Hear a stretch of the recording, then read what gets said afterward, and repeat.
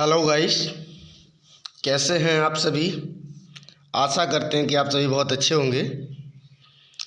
मैं हरभजन सिंह आप सभी का अपने चैनल यूपी टीचर अड्डा पर स्वागत करता हूं, जिसमें आज हम लोग विलियम वर्ड्सवर्थ के एमसीक्यूज़ डिस्कस करेंगे, जो बहुत ही अच्छे अच्छे एमसीक्यूज़ हैं। हम एक वीडियो आपको दे चुके हैं वर्ड्सवर्थ पर, जिसमें हमने थ्योरी को डिस्कस किया था, इनके फैक्ट्स वगैरह डिस्कस किए थे। आप जो हम उन्हीं पे बेस्ड हम लोग एमसीक्यूज़ करेंगे, और कुछ इजी होंगे, कुछ मीडियम होंगे, यानी कि एवरेज, कुछ आपके टफ भी क्वेश्चन होंगे। सब तरह के क्वेश्चन होंगे, जिसमें कोटेशंस भी हैं, काफ़ी कोटेशन हैं, उनको भी हम लोग देखेंगे, उनके वर्क से जो कोटेशन हैं। तो आप बने रहिए हमारे साथ, और वीडियो को लाइक कर दीजिए, और चैनल को सब्सक्राइब कर लीजिए। आप पहली बार हैं हमारे चैनल पर, और ज़्यादा से ज़्यादा फ्रेंडों में शेयर भी कर दीजिए। तो देखिए, पहला क्वेश्चन आप क्वेश्चन का आंसर कर ही चुके होंगे। बहुत ही आसान क्वेश्चन है आपका। तो क्या होने वाला है इसका आंसर, फ्रेंड बताइए। यानी कि जो वर्ड्सवर्थ साहब थे, वो किस नाम से जाने जाते थे, यानी कि किस पोइट जाने जाते थे, कहाँ के पोइट जाने जाते थे, किस जगह के पोइट जाने जाते थे, वो आपको बनाना। तो यहाँ पर आपको आंसर आपको पता होगा। जो वर्ड्सवर्थ साहब थे, वो आपके लेक पोइट के नाम से जाने जाते थे। किसके नाम से जाने जाते थे फ्रेंड? लेक पोइट, यानी कि वो लेक डिस्ट्रिक्ट के रहने वाले थे। इसलिए इन्हें वर्ड्सवर्थ को, कॉलरिज को इनके लिए, और सदे को इनके लिए आपका लेक पोइट माना जाता था। इन तीनों लोगों के लिए लेक पोइट माना जाता फ्रेंड। सॉरी, इस क्वेश्चन का आंसर बताइए। ये कह रहे हैं वर्ड्सवर्थ वाज बोर्न एट, यानी कि वर्ड्सवर्थ का कहाँ जन्म हुआ था। तो ये इजी क्वेश्चन है, समय न जाया करते हुए आप बताएंगे। आंसर होगा क्वेश्चन नंबर ए, यानी कि कुकरमाउथ जो थे ये रहने वाले थे। यानी कि कहाँ के थे, इनका जन्म कहाँ हुआ था? कुकरमाउथ में हुआ था, कुकरमाउथ में हुआ था। तो राइट ऑप्शन ए होगा फ्रेंड। नेक्स्ट क्वेश्चन है, यानी कि कह रहे हैं 1798 को, 1798 को रोमांटिक मूवमेंट की शुरुआत मानी जाती है। 1798 को रोमांटिक मूवमेंट की शुरुआत मानी जाती है। ये क्यों मानी जाती है, क्या कारण रहा था, इस समय क्या हुआ था? तो आप सबको पता है फ्रेंड, यहाँ पर क्या लिरिकल बैलेड्स पब्लिश हुए थे। क्या हुए थे? यानी 1798 में क्या हुए थे, आपके लिरिकल बैलेड्स आए थे। तो यहीं से आपके रोमांटिक मूवमेंट, यानी कि इसकी शुरुआत मानी जाती है फ्रेंड। ठीक है। नेक्स्ट क्वेश्चन है, आगे कह रहे हैं कि जो रोमांटिक एज है वो किसके नाम से जानी जाती है। यहाँ पर एज ऑफ पोप के नाम से, एज ऑफ डॉक्टर जॉनसन के नाम से, या एज ऑफ वर्ड्सवर्थ, या फिर एज ऑफ ड्राइडन के नाम से। तो ये रोमांटिक एज है आपके वर्ड्सवर्थ साहब के ही नाम से जानी जाती है। तो इसको हम लोग बोलते हैं एज ऑफ वर्ड्सवर्थ। क्या बोलते हैं? एज ऑफ वर्ड्सवर्थ जानते हैं। तो राइट ऑप्शन यहाँ पर फ्रेंड सी है आपका। नेक्स्ट क्वेश्चन आपका देखते हैं, यानी कि बताइए, लिरिकल बैलेड जो थे उनमें प्रीफेस जोड़ा गया था। सॉरी, लिरिकल बैलेड्स में प्रीफेस जोड़ा गया था, वो किस ईयर में जोड़ा गया था फ्रेंड बताइए। तो आपको पता होना चाहिए कि लिरिकल बैलेड्स का जो सेकंड एडिशन आया था, वो आया था आपका 1800 में, जिसमें ही इनको जोड़ा गया था। प्रीफेस को 1800 वाले में वर्जन में ही इसी में जोड़ा गया था। तो यानी कि ये कब आया? 1800 में। ठीक है फ्रेंड। नेक्स्ट पे चलते हैं हम लोग। इसमें बताना है कि जो वर्ड्सवर्थ साहब थे वो पोएट लॉरिएट बने थे। पोएट लॉरिएट बने थे तो वो किन के बाद बने थे, ये बताना है आपको फ्रेंड। किसके बाद पोएट लॉरिएट बने थे वर्ड्सवर्थ साहब, ये आपको बताना है। ठीक है फ्रेंड। तो बताइए किसके बाद बने थे। तो आपको पता होना चाहिए, यहाँ पर आपका रॉबर्ट सदे है। ये रॉबर्ट सदे के बाद ही, इनकी डेथ के बाद ही ये पोएट लॉरिएट बने थे फ्रेंड। ठीक है। यानी 1843 में इनकी डेथ हो गई थी रॉबर्ट सते की, और उसके बाद में विलियम वर्ड्सवर्थ के लिए पोएट लॉरिएट बना दिया गया था। गला चोक हो रहा है। ठीक है फ्रेंड, आगे चलते हैं। देखो यहाँ पर कौन क्रिटिसाइज करता है विलियम वर्ड्सवर्थ के लिए, लोस्ट लीडर, यानी कि who criticize Wordsworth calling him lost leader. Lost leader कौन कहता है यहाँ बताना है आपको। देखो आपके अर्नोल्ड हैं, ब्राउनी हैं, सेले हैं और कीट्स हैं। तो इनमें से कौन है, तो आप बताइए। 4 ऑप्शन है आपके फ्रेंड। तो यहाँ पर आपके कोई और नहीं है, ये रॉबर्ट ब्राउनी है, ये रॉबर्ट ब्राउनी है। तो यही बोलते हैं इनके लिए द लॉस्ट लीडर। क्या बोलते हैं, लॉस्ट लीडर के रूप में ये बोलते हैं इनके लिए। हाँ, नेक्स्ट चलते हैं हम लोग फ्रेंड। नेक्स्ट कहते हैं कि लिरिकल बैलेट्स में जो प्रीफेस जोड़ा गया था वो कब जोड़ा गया था, प्रीफेस कब जोड़ा गया था ये बताना। तो अभी करा था ये वाला आपने क्वेश्चन, ये 1800 था, 1800 में जोड़ा गया था। तो ये बी ऑप्शन राइट है आपका फ्रेंड यहाँ पर। नेक्स्ट क्वेश्चन है, इस क्वेश्चन में है stern daughter of the voice of God. Who is this stern daughter, यानी स्टर्न डॉटर किसको बोला गया है यहाँ पर ये बताना है। यानी कि ये कोड दिया है आपको, stern daughter of the voice of God, यानी यहाँ पर जो स्टर्न डॉटर वर्ड आया है, इस स्टर्न डॉटर किसको बोला गया था फ्रेंड। यहाँ पर स्टर्न डॉटर जो बोला गया वो ड्यूटी के लिए बोला गया। किसके लिए बोला गया है यहाँ पर, ड्यूटी के लिए। तो यहाँ पर राइट ऑप्शन आपका क्या है, सी है फ्रेंड। तो नेक्स्ट क्वेश्चन की तरफ हम चलते हैं। यानी कि जो माइकल्स है उसके कॉटेज, यानी कि उसके घर का, यानी झोपड़ी हट का नाम क्या था ये बताना है आपको। जो माइकल्स थी, माइकल्स कॉटेज, यानी माइकल्स के कॉटेज का नाम क्या था ये बताना है फ्रेंड। तो बताइए क्या था यहाँ पर माइकल्स कॉटेज का नाम। तो आप सभी को पता है फ्रेंड, ये राइट ऑप्शन ए है। यहाँ पर इवनिंग स्टार बोला था। क्या बोला था, इवनिंग स्टार बोला था। माइकल्स कॉटेज का नाम इवनिंग स्टार बोला था। ठीक है फ्रेंड। हाँ, आगे बताना है जो प्रिलूड है, यानी कि वर्ड्सवर्थ प्रिलूड ये क्या चीज़ है, क्या बोला जाता है। ऑटोबायोग्राफिकल पोएम, फिलोसफिकल पोएम, या फिर बैलेड, या फिर एलेजी, क्या बोला जाता है फ्रेंड। तो बताइए यहाँ पर। तो यहाँ पर जो वर्ड्सवर्थ का प्रिलूड है इसके लिए ऑटोबायोग्राफिकल पोएम बोला जाता है। क्या बोला जाता है फ्रेंड, ऑटोबायोग्राफिकल पोएम बोला जाता है। तो यहाँ पर राइट ऑप्शन ए सही है आपका। नेक्स्ट हम देखते हैं। देखो वर्ड्सवर्थ ने एक सोनेट लिखा था लंदन 1802। ये किसके लिए लिखा था वो बताना है आपके लिए। शेक्सपियर के लिए था, मिल्टन के लिए, वैन जॉनसन के लिए, या फिर क्रॉमवेल के लिए। ये किसके लिए लिखा था वर्ड्सवर्थ साहब ने लंदन 1802, जिसका सब टाइटल टू मिल्टन था। क्या टू मिल्टन भी था इसका टाइटल। तो ये आपके किसी और को नहीं फ्रेंड, ये मिल्टन साहब के लिए ही डेडिकेट है, यानी इन्हीं के बारे में लिखा है इन्होंने। यानी कि विलियम वर्ड्सवर्थ ने यानी कि मिल्टन साहब के लिए लिखा था वर्ड्सवर्थ साहब ने लंदन 1802।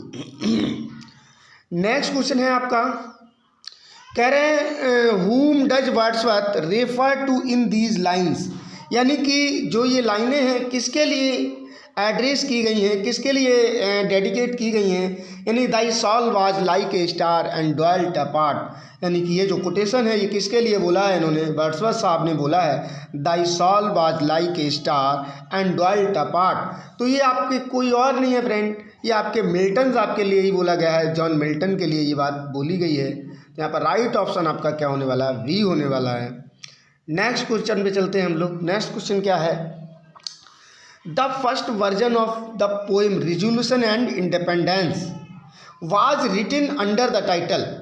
यानी कि ये जो रेजोल्यूशन एंड इंडिपेंडेंस है इसका एक टाइटल था जो 1802 में आई थी। ध्यान देना है, ये कब आई थी आपकी 1802 में, यानी 1802 में आई थी। इसका एक सब टाइटल था, वो आपको बताना है क्या था सब टाइटल। यानी कि द लीच गैदरर था, माइकल था, या फिर द 2 अप्रैल मॉर्निंग्स था, या फिर द रूइंड कॉटेज था? क्या था आपको बताना फ्रेंड। देखिए यहाँ पर इसी है, आप सबको पता है। इसका सब टाइटल जो था द लीच गैदरर था। क्या था? द लीच गैदरर था। यहाँ पर ए ऑप्शन राइट है, द लीच गैदरर टाइटल था इसका। ठीक है फ्रेंड, नेक्स्ट पे चलते हैं। In which poem Burns and Chatterton are mentioned, यानी कि दो नाम है ये, कौन से? वंस एंड चटर्टन, यानी वंस एंड चटर्टन, ये जो दो नाम हैं ये किस में देखने को मिलते हैं, किस वर्क में देखने को मिलते हैं वर्ड्सवर्थ साहब के, वो हम लोगों को आपको बताना है। जैसे रिजोल्यूशन एंड इंडिपेंडेंस है, या फिर नोटिंग है, या फिर वोट टू ड्यूटी है, या फिर द रूइंड कॉटेज है। इनमें से किस में देखने को मिलते हैं? तो बताइए फ्रेंड क्या होने वाला है यहाँ पर। तो यहाँ पर आपका ये फर्स्ट ए ऑप्शन राइट होने वाला है। रेजोल्यूशन एंड इंडिपेंडेंस में ही इनको देखने को मिलता है ये नाम दोनों। सेकंड कह रहे हैं the line Milton thou shouldst be living at this hour is taken from, यानी कि ये वर्ड्सवर्थ साहब कहते हैं, एक वर्क है उनका, Milton thou shouldst be living at this hour, यानी कि मिल्टन आपको अभी होना चाहिए। मिल्टन जो थे एक समय के लिए नहीं थे, वो हमेशा के लिए थे, और अभी मिल्टन की ज़रूरत है यहाँ लंदन के लिए। लंदन में जो हाल है उस हाल को सही करने के लिए क्या है कि मिल्टन की ज़रूरत है, ये वर्ड्सवर्थ साहब कहते हैं। और एक चीज़ और है इसमें, एक वो भी है, क्या नाम है कि फिगर ऑफ स्पीच भी है। तो वो क्या है आपको क्या बताना पड़ेगा, क्या चीज़ होगा यहाँ पर वो भी बताएं। और इसके बाद में यहाँ पर ये जो बोला है मिल्टन साहब के लिए, तो ये कुछ और नहीं, ये लंदन 1802 जिसका एक सब टाइटल भी है टू मिल्टन, इस पोएम को इसी में बोला गया है। वर्ड्सवर्थ साहब ने ये लिखी थी और इसमें बताया गया है। ठीक है, नेक्स्ट चलते हैं। Who opines there neither is nor can be any essential difference between the language of prose and metrical, यानी कि कहते हैं कि कोई ज़्यादा अंतर नहीं है प्रोज लैंग्वेज में, यानी कि प्रोज भाषा में, और काव्य भाषा में, यानी कोई ज़्यादा अंतर नहीं है प्रोज भाषा में और काव्यात्मक भाषा में जो पोइट्री लिखी जाती है, मीट्रिकल प्रोज पोइट्री होती है, उसमें कोई ज़्यादा डिफरेंस नहीं है। तो ये कौन कहता है यहाँ पर, यानी कि कंपोजिशन कौन कहता है, ये पीजीटी में आया हुआ क्वेश्चन है, यहाँ बताना है आपको ये कौन कहते हैं। तो ये आप बताएं क्वेश्चन आंसर क्या होने वाला है। क्वेश्चन नंबर आपका 17 है, 17 का आंसर क्या होने वाला है। वर्ड्सवर्थ साहब हैं, कॉलरेज हैं, सैले हैं, या फिर अर्नोल्ड हैं फ्रेंड, कौन होने वाले हैं आप गैस करिए। तो ये और कोई नहीं आपके फ्रेंड, यहाँ पर वर्ड्सवर्थ साहब ही हैं। कौन है? वर्ड्सवर्थ साहब हैं, इन्होंने ही कहा था ये। आगे चलते हैं। The complete title of the poem Tintern away is line compose, यानी कि इसका पूरा टाइटल क्या है यहाँ से देखेंगे आप फ्रेंड, यानी कि फुल टाइटल, यानी lines composed a few miles above Tintern Abbey on revisiting the banks of the Wye river during tour July 13, 1798। ये इतना पूरा टाइटल है टिंटन अवे का, यानी कि lines composed a few miles above Tintern Abbey on revisiting the banks of the Wye during a tour July 13, 1798, ये इसका पूरा टाइटल है। तो वर्ड्सवर्थ रिविजिट द, यानी कि वर्ड्सवर्थ क्या करते हैं, रिविजिट करते हैं the place in 1798 when did he visit Tintern away first time, यानी कि ये दूसरी बार जाते हैं 13 जुलाई यानी 13 जुलाई 1798 है, 1798 में ये दूसरी बार विजिट करते हैं। लेकिन ये पूछ रहे हैं वर्ड्सवर्थ साहब कि वर्ड्सवर्थ साहब जो थे वो पहली बार, यानी कि टिंटन अवे पहली बार कब विजिट किए थे, वो आपको सन बताना है। यहाँ पर दी है सने, देख लीजिए डेट 1793 है या फिर 1794 है, 1794 या नन ऑफ दीज। तो वो कोई और डेट नहीं थी फ्रेंड, ये आपकी डेट इनकी जो थी वो 1793 थी। कौन सी थी फ्रेंड? 1793 थी यहाँ पर। तो राइट ऑप्शन ए है यहाँ पर। ठीक है फ्रेंड, नेक्स्ट पे चलते हैं हम लोग क्वेश्चन पे। Who has called Wordsworth ये मोरल यूनक यानी कि एक मोरल यूनक के रूप में किसने कहा है वर्ड्सवर्थ साहब को? तो आप बताइए यहाँ पर कौन है जिन्होंने मोरल यूनक कहा है वर्ड्सवर्थ साहब के लिए फ्रेंड? कौन है? मिल्टन है, शैले हैं, अर्नोल्ड हैं या टी.एस. इलियट हैं? तो आपके फ्रेंड ये शैले हैं। कौन है? पी.वी. शैले हैं जिन्होंने ये मोरल यूनक कहा है इनके लिए, वर्ड्सवर्थ साहब के लिए मोरल यूनक कहा है। नेक्स्ट पे चलते हैं। Who criticised Wordsworth for not following his own theory of poetry? यानी कि कौन क्रिटिसाइज करता है not following his on theory of poetry? यानी कि वर्ड्सवर्थ साहब के लिए ये कौन क्रिटिसाइज करता है कि वर्ड्सवर्थ साहब ने खुद ही अपने काव्य को यानी कि अपनी पोइट्री को फॉलो नहीं किया है, यानी अपनी पोइट्री के रूल्स को फॉलो नहीं किया है, ये कौन कहता है वर्ड्सवर्थ साहब के लिए फ्रेंड? तो बताइए यहाँ पर राइट ऑप्शन क्या होने वाला है आपका? तो आपके कोई और नहीं है, ये टी.एस. इलियट साहब हैं। कौन है? टी.एस. इलियट साहब हैं जो इनके लिए ये कहते हैं कि वर्ड्सवर्थ साहब खुद ही अपनी पोइट्री को फॉलो नहीं करते हैं, थ्योरी को, अपनी पोइट्री की थ्योरी को फॉलो नहीं करते हैं, डेफिनेशन को। यही आपका राइट ऑप्शन। नेक्स्ट पे आ जाइए फ्रेंड 21 पे। Which sonnet of Gray Wordsworth examined in preface to the lyrical ballads 1802 edition? यानी कि जो प्रीफेस था 1802 में यानी कि लिरिकल बैलेड्स का, उस एडिशन में थॉमस ग्रे साहब का एक सोनेट था। और वो कौन सा सोनेट था जिस सोनेट के लिए वो उसमें एग्जामिन करते हैं, उसमें शामिल करते हैं, उसके बारे में वो बताते हैं। तो वो ग्रे साहब का कौन सा सोनेट था आपको बताना है। On the death of Mister Richard East 1742 था, या फिर on the death of Mister Richard West 1742 था, फिर या on the death of Mister Richard North 1741, या फिर on the death of Mister Richard South यानी कि 1742 था। तो ये आपको पता है फ्रेंड, यहाँ पर ये राइट ऑप्शन आपका वी है। ये रिचर्ड वेस्ट था। कौन सा था ये सोनेट इनका? यानी कि on the death of Mister Richard West जो 1742 में आया था, इसके लिए इन्होंने इसमें डिस्कस किया था। नेक्स्ट क्वेश्चन है the lyrical ballads were better appreciated in America than in England? यानी कहने का मतलब है इंग्लैंड की तुलना में अमेरिका में लिरिकल बैलेड्स को ज़्यादा ख्याति मिली थी, ज़्यादा प्रसिद्ध हुए थे। The first edition published in America in, जो कि अमेरिका में पहला एडिशन कब आया था इसका, ये बताना है आप लोगों को फ्रेंड। ये TGT 2001 में आया हुआ क्वेश्चन है। यानी कि कहने का मतलब है जो लिरिकल बैलेड्स थे, उन लिरिकल बैलेड्स के लिए कहा जाए तो लंदन की अपेक्षा अमेरिका में ज़्यादा ख्याति मिली थी। तो अमेरिका में जो पहला एडिशन आया था फ्रेंड, वो कब आया था ये बताना है आपके लिए।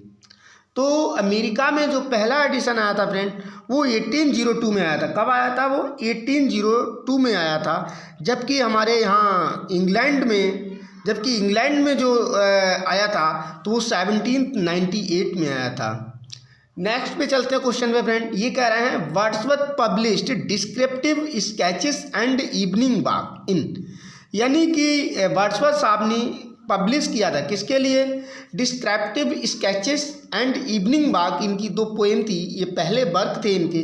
तो इनको कब इन्होंने पब्लिश किया था? 29 जनवरी 1793, फरवरी 1793, या फरवरी 1794, या फिर फरवरी 1795 में। तो यहाँ आपका राइट ऑप्शन फ्रेंड क्या है? ए है 29 जनवरी 1793 है, ये आपका राइट ऑप्शन है फ्रेंड। ठीक है,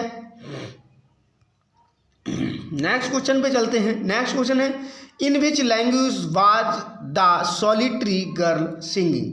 यानी कि जो लड़की थी सॉलिटरी रीपर में, जो सॉलिटरी गर्ल के नाम से जानी जा रही थी, वो अपना खेत काट रही थी, रिपिंग कर रही थी। रिपिंग करते समय वो कुछ गा रही थी। तो वर्ड्सवर्थ साहब वहाँ पर खड़े होकर सुन रहे होते हैं। तो वो जो लैंग्वेज थी वो वर्ड्सवर्थ साहब के समझ से परे थी, उनको समझ नहीं आ रही थी, लेकिन उसकी राइम वगैरह लग रही थी उन्हें कि कोई सैड ही होगा कोई सॉन्ग। तो उसकी जो भाषा थी वो क्या भाषा थी ये बताना है फ्रेंड। तो वो भाषा आपकी रेस थी, एर्ज थी, यानी कि एर्ज भाषा में गा रही थी, या फिर जिसे गैलिक भाषा बोल सकते हैं, एर्ज भाषा या फिर गैलिक भाषा जो लैंग्वेज थी इसमें गा रही थी वो लड़की। ठीक है फ्रेंड। नेक्स्ट है in which poem Browning writes about Wordsworth, यानी कि वर्ड्सवर्थ के बारे में किस वर्क में ये लिखते हैं कि just for A handful of silver he left अस, यानी कि कुछ मुट्ठी भर चांदी के सिक्कों के लिए हमें छोड़ दिया। Just for a ribbon to stick in his coat, और मात्र एक रिबन यानी अपने कोट में लगवाने के खातिर हम लोगों के साथ धोखा किया है इन्होंने, हमें चीट किया है, हम लोगों को इन्होंने छोड़ दिया है। तो ये वर्ड्सवर्थ साहब ने कौन सा वर्क था वर्ड्सवर्थ साहब का जिसमें ये बात कही थी फ्रेंड? ये थोड़ा सा question, brownie writes about Wordsworth, sorry एक मिनट, ये जो था यहाँ पर ये है क्वेश्चन है कि in which poem Browning writes about Wordsworth, यानी कि वर्ड्सवर्थ के बारे में जो लिखते हैं यहाँ पर क्वेश्चन जो है थोड़ा सा मिस्टेक लग रहा है मुझे। जैसे कहने का मतलब है फ्रेंड, ये जो है ना तो ये आपका कोट है, क्या है ये वाला आपका जो है कोटेशन है, ये पूरा कोटेशन है, एक यहाँ से लेकर के और आगे तक और यहाँ तक, ये तक, ये क्या है आपका कोटेशन है पूरा, ये ऑप्शन नहीं है, ये आपका ऑप्शन नहीं है, यहाँ पर ऑप्शन गलत हो गया है। तो ये ऑप्शन जो है आपका यहाँ पर ये है आपका, यानी कि द लोस्ट लीडर, हाँ, प्रोस पीस या फिर इन हिज क्रिटिकल ऐसे, इन हिज क्रिटिकल ऐसे, इसमें इनमें से बताना आपको कौन सा होने वाला है राइट ऑप्शन। तो ये जो इसका ऑप्शन बन गया इसलिए इसका एक ऑप्शन गायब हो गया है फ्रेंड। तो यहाँ पर चलो कोई नहीं, आपका फिर भी आंसर इसी में दिया है, जो right option will be B है यहाँ पर, द लोस्ट लीडर। इनका जो वर्क है द लोस्ट लीडर, उसमें इन्होंने कहा है ब्राउनी साहब ने, ब्राउनी साहब का यही है, रॉबर्ट ब्राउनी का द लोस्ट लीडर वर्क है, उसमें इन्होंने ये बात कही थी। ठीक है। अब चलते हैं नेक्स्ट पे। The following lines appear in, यानी she is in her grave and oh the difference to me, यानी कि ये आपको बताना है कौन सा वार्क है, यानी कि she dwelt among the untrodden ways में है या फिर सॉलिटरी रीपर में है, द किटन एट प्ले में है या फिर नन ऑफ दीज है। क्या बोला है? The following lines appear in, यानी she is in her grave and oh the difference to me. तो ये लाइन जो बोली है कहाँ पर बोली है? तो आपका राइट ऑप्शन यहाँ पर ए है। कौन सा फ्रेंड? ए है यहाँ पर राइट ऑप्शन। तो ये बोला है सी ड्वेल्ट, इसमें ही बोला है इन्होंने, यानी कि सी ड्वेल्ट एमंग द अनट्रूडन वीज, इसमें बोला है सी ड्वेल्ट एमंग द अनट्रूडन वीज में बोला है यहाँ पर, राइट ऑप्शन ए है फ्रेंड। ठीक है, आगे चलते हैं। Which time Wordsworth refers to in these lines from Prelude, यानी कि which time Wordsworth refers to in these lines from Prelude, यानी कि ये कह रहे हैं कि कौन से समय वर्ड्सवर्थ ने यानी कि ये लाइनें प्रिल्यूड में लिखी थी, यानी कि कह रहे हैं Europe at that time was thrilled with joy, या फिर फ्रांस स्टैंडिंग ऑन द यानी टॉप ऑफ गोल्डन आवर, या फिर and human nature seeming born again, यानी कि ये जो लाइनें हैं कौन कौन सी हैं लाइनें? Europe at that time was thrilled with joy, यानी कि France standing on the top of यानी कि golden hour, and human nature seeming born again, ये जो लाइनें हैं ये किस समय बोली हैं वर्ड्सवर्थ साहब ने? तो पीरियड ऑफ फ्रांस रेवोल्यूशन में बोली हैं, या द बिगिनिंग ऑफ यानी रोमांटिसिज्म, या फिर सेलिब्रेटिंग हिज पोइट लॉरिएटशिप, या फिर नन ऑफ दीज, यानी कि ये वर्ड्सवर्थ साहब ने ये लाइनें कब बोली हैं? देख लीजिए एक बार फिर से ये लाइनें देख लीजिए, आंसर क्या होने वाला है फ्रेंड, यहाँ पर लगाने की कोशिश करिए, बताइए फ्रेंड। तो इसमें देखो यूरोप के बारे में ही बताया गया, फ्रांस के बारे में बताया गया है, जब फ्रांस गोल्डन टॉप पे खड़ा होता है उस समय की बात है। तो यहाँ पर ये फ्रेंच रेवोल्यूशन की बात कह रहे हैं ये आपके वर्ड्सवर्थ साहब, उसी समय ये लाइनें बोली हैं, यानी कि राइट ऑप्शन विल बी ए है यहाँ पर। ठीक है फ्रेंड, चलते हैं नेक्स्ट क्वेश्चन की तरफ हम। Which poem these lines have been taken from, यानी which poem these lines have been taken from, ये जो लाइनें हैं कौन सी पोएम में आती हैं?